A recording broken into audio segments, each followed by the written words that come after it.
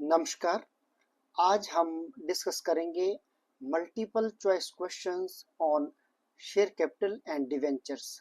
Debentures और share capital का जो चैप्टर है, इसमें क्या क्या मल्टीपल चॉइस क्वेश्चंस जो हैं वो एग्जाम में आते हैं और इस चैप्टर में बनते हैं, आज हम वो डिस्कस करेंगे।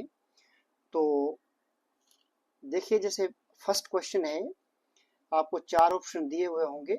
विच of the following is not a type of share capital? इन चारों में से कौन सी शेयर कैपिटल का टाइप नहीं है?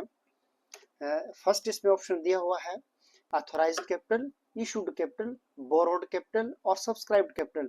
तो ये ए, बी और डी जो है ये तो कैपिटल के टाइप है, लेकिन बोरोड कैपिटल जो है वो शेयर कैपिटल का टाइप नहीं है, तो इसका आंसर होगा सी। और इसके बाद नेक्स्ट है आपका second question, the part of capital which has been called up on the shares issue is known as.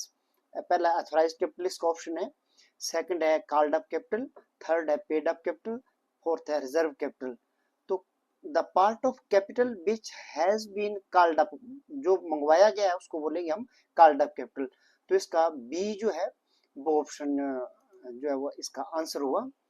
और थर्ड क्वेश्चन है इसमें, share which are offered to the general public for subscription.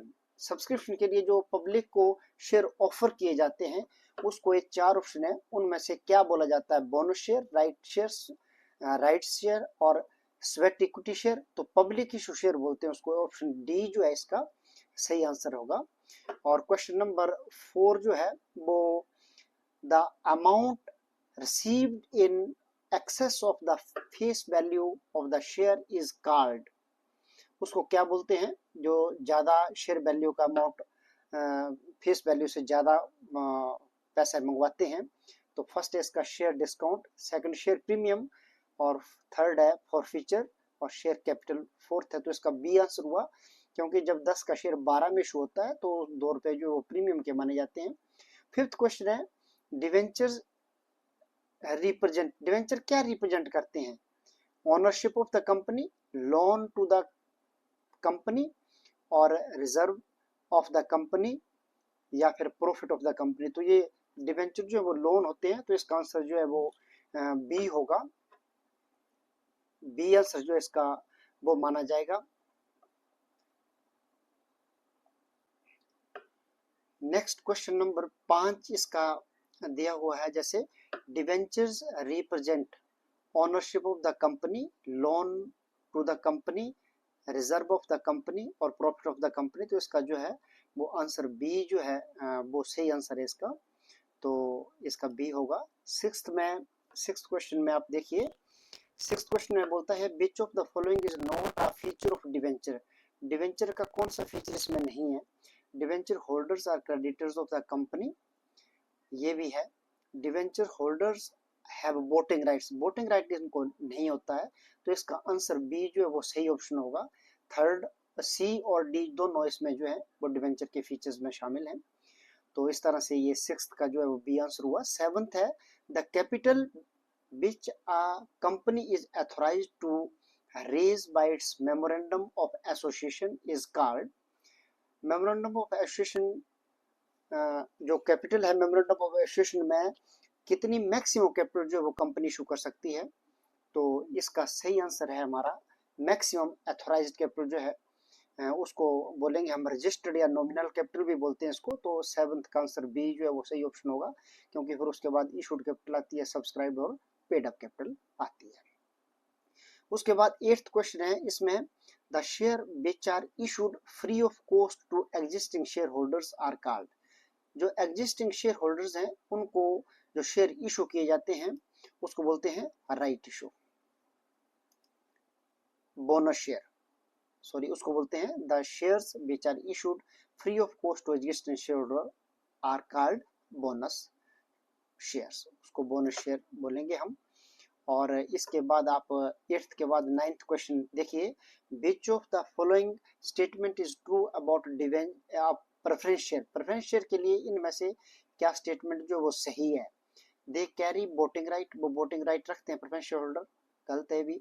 They get dividend at a fixed rate, ये बिल्कुल ठीक है कि वो उनको एक फिक्स रेट से डिविडेंड जो वो मिलता है, तो बी इसका सही आंसर होगा, क्योंकि दे आर ऑलवेज रिडीमेबल, ये भी ठीक है। They are issued at a discount only, ये भी, तो बी जो है इसका सही आंसर जो है होगा। 10th क्वेश्चन है debentures which can be converted into shares at the option of the holder are called। जिन डिवेंचर्स को शेयर में बदला जा सकता है उनको क्या बोलते हैं, कन्वर्टिबल डिवेंचर्स। तो 10 में का बी सही आंसर होगा। देखो नॉन कन्वर्टिबल भी नहीं हो सकता, सिक्योर डिवेंचर और रजिस्टर्ड डिवेंचर जो है वो ऐसे इसके ऑप्शन में दिए हुए हैं। 11th क्वेश्चन है इसका, the capital which is actually paid by the shareholder is called authorized capital, issued capital, paid up capital, reserved capital। तो जो दे दी है तो उसको हम बोलेंगे पेड अप कैपिटल। तो इस तरह से पेड अप कैपिटल इसका सही आंसर होगा। 12th क्वेश्चन है इसका, which of the following is not a method of redemption of debenture। Debenture का कौन सा इन ऑप्शन में मेथड नहीं है? बाय पेमेंट इन लमसम, ये भी है। By purchase in the open market, company खरीद सकती है, ये भी है। बाय कन्वर्जन इनटू शेयर, ये भी ठीक है। By issued bonus share, bonus share issue करना जो है ये मेथड नहीं है। तो 12th का जो है वो डी से ही आंसर होगा। 13th का the liability of share holder in A company is, company में शेयर होल्डर की लायबिलिटी जो होती है वो जितने शेयर खरीदे होते हैं उसका कितना अमाउंट जो है वो उतने तक की लिमिटेड होती है, limited to the amount unpaid on the share. जितना पैसा शेयर के ऊपर उसने नहीं दिया, कंपनी ने जितना मंगवाया था उतना पैसा दिया, लेकिन वो कॉल्स या बाकी का पैसा जो बचा हुआ है उतनी की लायबिलिटी बनती है। जैसे 10 का एक शेयर है और कंपनी ने 2 रुपए एप्लीकेशन, 3 रुपए अलॉटमेंट के ऊपर मंगवाए हैं, तो बाकी 5 कॉल्स के ऊपर नहीं मंगवाया तो अनपेड उतनी लायबिलिटी होगी। तो 20 का सही आंसर होगा। 14th है the document inviting the public to subscribe for shares और डिवेंचर्स इज कॉल्ड।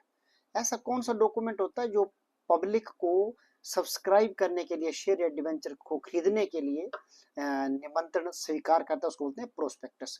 क्योंकि मेमोरेंडम ऑफ एसोसिएशन भी हो सकता है, आर्टिकल एसोसिएशन भी नहीं हो सकता, सर्टिफिकेट ऑफ इनकॉर्पोरेशन। तो इसका जो है वो सही आंसर है सी, प्रोस्पेक्टस।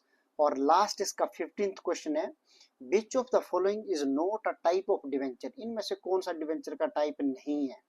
रजिस्टर्ड डिवेंचर होते हैं, बीरियर डिवेंचर्स होते हैं, रिडीमेबल डिवेंचर्स होते हैं, इक्विटी डिवेंचर कोई नहीं होते, इक्विटी शेयर्स होते हैं।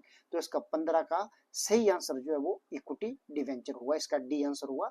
इसी तरह ये मैंने आंसर इसके दे रखे हैं, आप इनको कंपेयर भी कर सकते हैं, स्टडी कर सकते हैं पहले, और उसके बाद आप टैली कर सकते हैं।